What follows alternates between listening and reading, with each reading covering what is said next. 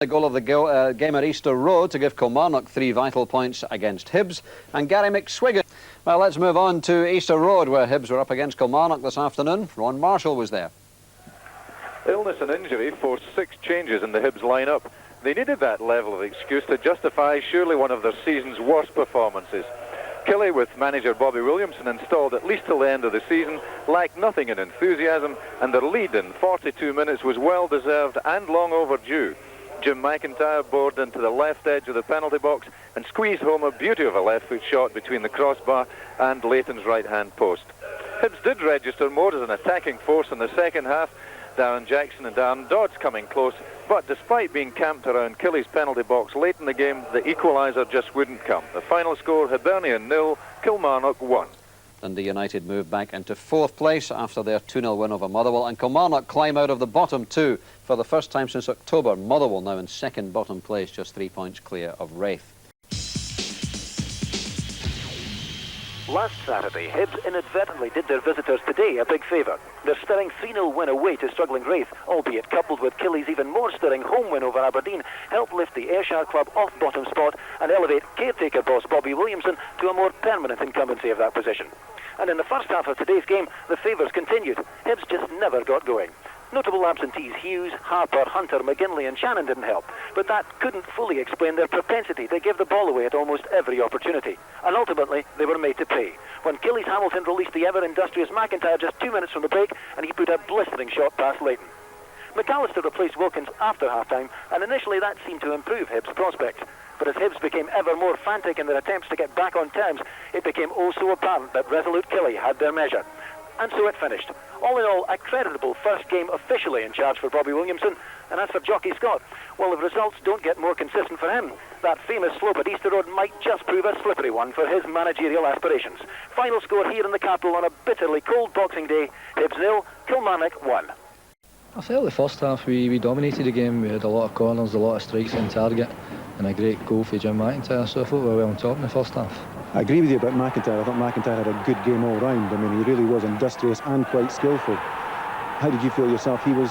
Oh, McIntyre had a good game today. He had a good game last Saturday as well. That's his second game back after suspension. And he gives us something different up front. He's good in the air, he can hold balls up and he plays people in. He's a good talent, that guy.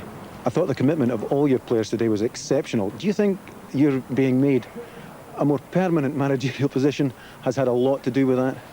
I don't think so. They've been showing that for the last few weeks, that kind of attitude and commitment, so I'm just delighted with that. We need that every week in, week out if you want to get up this table and stay in this league, and the lads know that. I think today was a bit of an off day for us. It was a bit of a shame really, because we performed very well last week at Wraith, and this has been a bit of a come down for us, and naturally as far as our league stand is concerned, not been too good an afternoon for us. Well, unfortunately for you as well, you've a lot of absences today. I mean, that must have some bearing on the result. Yeah, it was a strange afternoon for us. My touch was completely out, no excuses whatsoever, but we just didn't get going, unfortunately. Kilmarnock were very well organised, made it very hard for us and scored a very good goal, but unfortunately our goal threat and our team play wasn't really up to scratch. Well, that's very much a disappointed Ray Wilkins there. Craig, Hibs, their fortunes seem to have changed here, and again, no decisive action from Easter Road on who's going to become the manager. Yeah, well, I mean, it depends what viewpoint you've got here. I mean, look at there's Bobby Williamson been appointed after 2 or 3 games, sorry, in charge, and the board decided, well, he's the man for the job. I think what's happened is the players got him the job. And the players have played out their skin, they're working really hard. All of a sudden, he puts 2 or 3 results together, and the board have decided that he's the man for the job. Whereas you look at Jockey Scott's situation, the board seem to be hanging off, don't want to make a mistake. They've decided, we'll wait and see, we'll wait and see. And if the players, as they say, want the manager, want Jockey to get the job, they'll need to do a little bit better than they're doing just now. Graham, a word that's been used in the media over the last week or so has been fudging, and I would say Hibs are certainly guilty of that, because Jockey Scott did produce a good performance initially when he was caretaker manager against Rangers, but then they just seem to have held off and held off. Do you feel as if there's maybe something underlying here, that Hibs are waiting for the right man to come about? Because Falkirk certainly showed that.